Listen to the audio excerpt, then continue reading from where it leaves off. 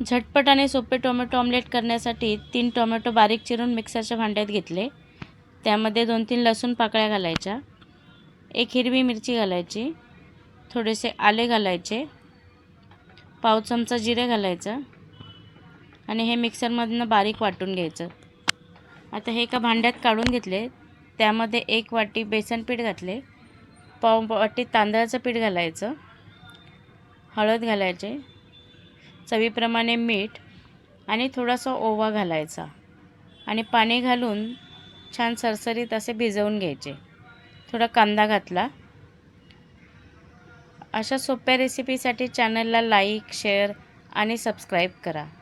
एक पॅन गरम करत ठेवला, त्याला तेल लावून घेतले. त्यामध्ये हे मिश्रण असे पसरून घ्यायचे. 2 मिनिटं वाफ काढायची. त्याच्यावर अशा टोमॅटोच्या चकत्या लावायच्या.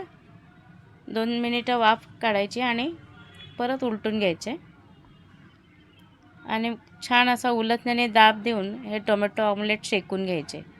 मस्त असा नाश्ता तयार.